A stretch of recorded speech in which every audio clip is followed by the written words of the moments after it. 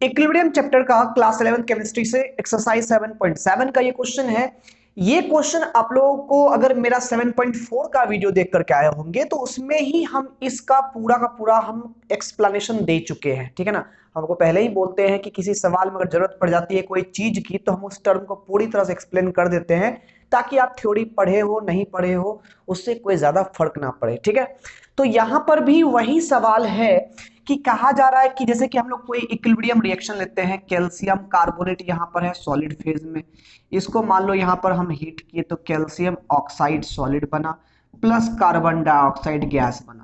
तो अगर इसका हम लोग केसी एक्सप्रेस करते हैं तो याद रखिएगा इसका केसी में केवल कार्बन डाइऑक्साइड का टर्म होता है, ये दोनों टर्म नहीं रहता है, ठीक है ना, ये दोनों टर्म इग्नोर कर दिया जाता है। सवाल ये कहता है कि क्यों हम लोग प्योर सॉलिड या प्योर लिक्विड के कंसेंट्रेशन को इग्नोर कर देते हैं जब हम लोग इक्विलिब्रियम कांस्टेंट का एक्सप्रेशन लिखते हैं, तब क्यों हम लोग उसको इग्नोर कर देते हैं, ठीक है। तो भैया कंसेंट्रेशन टर्म हम लोग केसी जो लिखते हैं उसमें क्या करते हैं, कंसेंट्रेशन का टर्म लगा देते हैं, ठीक है। कंसेंट्रेशन का मतलब क्या होता है, कंसेंट्रेशन का मतलब हम लोग यहां पर इस चैप्टर में जो कंसेंट्रेशन ले रहे हैं किस रूप में ले रहे हैं, मोलैरिटी के रूप में ले रहे हैं, ठीक है ना। सारे कंसेंट्रेशन मोल पर लीटर में।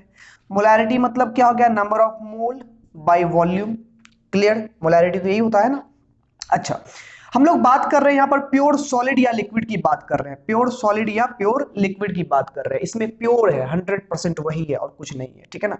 तो मोल बटे वॉल्यूम में यहां पर मोल होगा उसी सॉलिड का मोल होगा बाय उसी सॉलिड का वॉल्यूम होगा, या फिर लिक्विड लेंगे तो उसी लिक्विड का मोल होगा बाय उसी लिक्विड का वॉल्यूम होगा, ठीक है। अब नंबर ऑफ मोल क्या होता है, weight upon molar weight by volume लिख सकते हैं। अब यहां पर ये कंसंट्रेशन टर्म को ही एक्सप्रेस कर रहे हैं, ये हम लिख सकते हैं वेट बाय वॉल्यूम इंटू 1/मोलर वेट लिख सकते हैं, ये एम आ जाएगा नीचे में ना। अब देखो ये वेट बाय वॉल्यूम या मास बाय वॉल्यूम की बात करें तो ये डेंसिटी कहलाती है, क्या कहलाती है, डेंसिटी कहलाती है। अपॉन क्या हो गया, ये स्मॉल एम क्या है, ये स्मॉल एम है हमारा मोलर मास। ध्यान देना प्यारे बच्चों, ये डेंसिटी की बात कर ले तो वाटर एक प्योर लिक्विड है। अगर वाटर प्योर लिक्विड की बात कर ले तो प्योर लिक्विड है यानी कि वाटर की डेंसिटी होती है 1 ग्राम पर ml।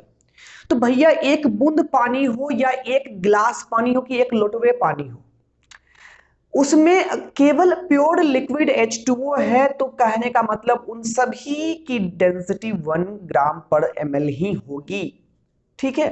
तो किसी भी प्योर सॉलिड या लिक्विड की डेंसिटी अगर प्योर है वो तो उसकी डेंसिटी कभी चेंज नहीं होती, डेंसिटी हमेशा कांस्टेंट रहती है।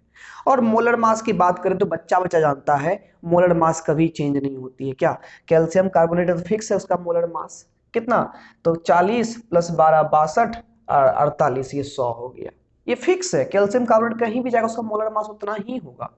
तो किसी भी सॉलिड की डेंसिटी, किसी भी प्योर सॉलिड या प्योर लिक्विड की बात करें तो डेंसिटी और मोलर मास दोनों ही फिक्स होता है, लेकिन गैसेस की बात करें ना, गैसेस की डेंसिटी फिक्स नहीं होती है। बोलो क्यों, क्योंकि गैसेस की अगर हम बात करेंगे तो उसका जो है वो कंप्रेसिबल नेचर का होता है, और जब कंप्रेसिबल होती है तो हाई प्रेशर में डेंसिटी बढ़ जाती है, लो प्रेशर में डेंसिटी घट जाती है उसकी, है ना। गैसेस में यही होता है ना, प्रेशर बढ़ा दो डेंसिटी बढ़ जाएगी, प्रेशर घटा दो डेंसिटी घट जाएगी। एक्वस सॉल्यूशन की बात करें, अगर कहीं पर AQ एक्वस देखते हो उसमें मतलब है कि वाटर में यानी कि उसमें सॉल्वेंट भी है सॉल्यूट भी है, तो वहां पर डेफिनेटली उसकी डेंसिटी कभी फिक्स नहीं होगी। तो प्योर सॉलिड और प्योर लिक्विड की डेंसिटी हमें डेंसिटी और मोलर मास हमेशा फिक्स होता है, कांस्टेंट होता है। और जब ये कांस्टेंट है तो मतलब इसमें कोई चेंज नहीं हो रहा होगा। अब जब चेंज नहीं हो रहा है तो चेंज इन कंसेंट्रेशन उसकी कुछ नहीं है, चेंज इन कंसेंट्रेशन उसका कुछ नहीं है, यानी कि उसके कंसेंट्रेशन में कोई चेंज नहीं हो रही है, तो रेट निकाल पाओगे। रेट का डेफिनेशन क्या है, किसी भी केमिकल रिएक्शन का रेट एक्सप्रेशन से ही ना केसी निकलता है, रेट कांस्टेंट। तो रेट का डेफिनेशन क्या है, change in concentration per unit time. भैया जब चेंज ही नहीं हो रहा है कंसेंट्रेशन, सब कुछ कांस्टेंट है, तो फिर रेट थोड़ा ना उससे निकाल पाओगे। इसलिए चूंकि वो रेट के एक्सप्रेशन में नहीं लिखा जा सकता, इसकी इसकी कंसंट्रेशन चेंज हो ही नहीं रही है, no change, no change in concentration. क्यों भैया, तो कंसंट्रेशन हमारा यहां पर क्या आ गया, कांस्टेंट। क्यों कांस्टेंट आ गया? क्योंकि डेंसिटी भी कांस्टेंट है, मोलर मास भी कांस्टेंट है किसी सॉलिड या लिक्विड के लिए, ठीक है। तो कंसंट्रेशन का टर्म ही कांस्टेंट हो गया, मतलब नो चेंज इन कंसंट्रेशन। मतलब कि यहां पर रेट की बात करें, रेट कितने मोल, अगर तुमसे पूछेंगे तब आप बताओ कि सॉलिड या लिक्विड के कितने मोल पर रेट डिपेंड कर रहा है। यहां लिखा हुआ है 1 मोल, लेकिन जब इसका कंसंट्रेशन चेंज ही नहीं हो रहा है तो क्या इस रिएक्शन का रेट इसके 1 मोल पर भी डिपेंड कर रहा है? नहीं, इस रिएक्शन का रेट को इससे कोई मतलब है ही नहीं, क्योंकि ये कांस्टेंट है, ठीक है। यानी कहेंगे रेट डिपेंड्स अपॉन 0 मोल, ये मजाक में लिख दिया बस, 0 मोल ऑफ प्योर सॉलिड और लिक्विड। यानी कि रेट प्योर सॉलिड या लिक्विड कंसंट्रेशन डिपेंड करता ही नहीं है। मतलब कितने मोल पर डिपेंड करता है? 0 मोल पर। अरे करता ही नहीं है। अब तो यहां से क्या कर सकते हैं? यहां से हम लोग कर सकते हैं, लिख सकते हैं रेट प्रोपोर्शनल टू सॉलिड या लिक्विड का जो भी कंसंट्रेशन होगा, पावर कितना कर दोगे? 0, क्योंकि जो मोलर कॉफिशिएंट होता है, जितने मोल पर वो डिपेंड कर रहा होता है, वो मोलर कॉफिशिएंट कहां चल जाता है? उसकी पावर में चल जाता है। तो यहां पर थ्योरेटिकली लिखा हुआ बगल में 1, लेकिन प्रैक्टिकली एक्सपेरिमेंटली देखेंगे इस पर तो रेट डिपेंड कर ही नहीं रहा है। तो एक्सपेरिमेंट में कैल्शियम कार्बोनेट देंगे तो उस पर पावर कितना लगा देंगे? 0, क्योंकि प्रैक्टिकली तो रेट इस पर डिपेंड कर ही नहीं रहा है, ठीक है ना। तो रेट एक्सप्रेशन जान लो, या थ्योरेटिकल नहीं होता है, ये एक्सपेरिमेंटल होता है।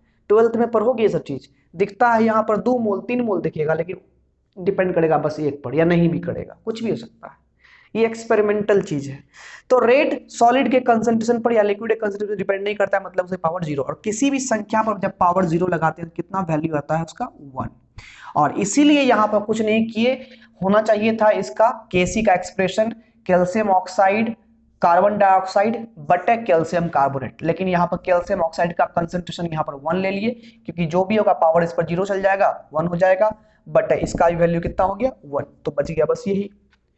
तो हम लोग आंसर देंगे किसी भी इक्विलिब्रियम रिएक्शन में या किसी भी रिएक्शन में प्योर सॉलिड या प्योर लिक्विड का कंसंट्रेशन कांस्टेंट होता है, क्योंकि कंसंट्रेशन उसकी डेंसिटी बाय मोलर मास के बराबर हो जाती है, इसलिए कंसंट्रेशन बिल्कुल कांस्टेंट रहता है। कंसंट्रेशन कांस्टेंट है, इसका मतलब कि है कि चेंज, कोई भी कंसंट्रेशन में किसी भी प्रकार का चेंज नहीं हो रहा है। जब कंसंट्रेशन में किसी प्रकार का चेंज नहीं है तो वहां से रेट एक्सप्रेस नहीं कर सकते हैं। इसका मतलब उस लिक्विड या सॉलिड के 1 भी मोल पर रेट डिपेंड नहीं कर रहा है। यानी कि लिख सकते हैं रेट डजंट डिपेंड, यानी कि depends upon 0 mole of reactant.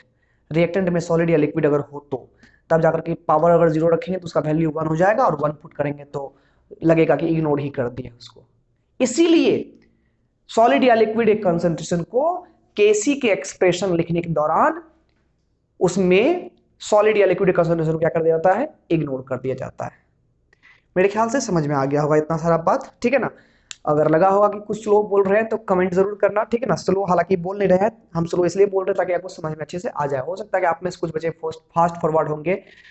देखो 100% हम इस चैनल के माध्यम से 100% बच्चे को सेटिस्फाइड नहीं कर सकते हैं। कोई भी दुनिया में कोई भी टीचर या कोई भी इंसान 100% को सेटिस्फाइड नहीं कर सकता है। हमारी तरफ तो अच्छे कमेंट्स भी आते हैं, कुछ हद तक कुछ खराब कमेंट्स भी आते हैं। खराब कमेंट्स इन द सेंस कि सर ये ऐसा नहीं होगा, ऐसा नहीं हो पाएगा सर, ऐसे आप क्यों करते हैं सर, ऐसे क्यों करते हो, मतलब कि ऐसे किया करो, वैसे किया करो। मतलब सब लोग अपनी कंफर्टेबिलिटी देखता है कि तुम लोग में भी लगता होगा कि सर जो मेरे को क्या कंफर्टेबल है उस हिसाब से सर वीडियो बनाए, ठीक है ना। तो बाबू देखो कुछ होता है क्या, नेचर, मेरा कुछ नेचर है, नेचर और नेचर कभी आदमी को बदलता नहीं है, ठीक है ना। तो मेरा जो नेचर है उस हिसाब से हम चाहेंगे, कितना भी बदलना चाहेंगे खुद को, लेकिन नहीं हो पाएगा। फ्लो में अपना नेचर ही दिखता है लोगों को, इसलिए 100% सेटिस्फाइड नहीं कर पाएंगे। फिर भी कोशिश करते हैं कि सबको समझ में आए मेरे एक्सप्लेनेशन के माध्यम से। तो आप लोग कमेंट में जरूर बताएं कि कैसा लगता है, नहीं लगता है, जो भी बात है कमेंट में जरूर बताएं। वीडियो को लाइक करें, जरूर सब्सक्राइब करके जाए और दोस्तों में शेयर जरूर करें। मिलते हैं अगले वीडियो में।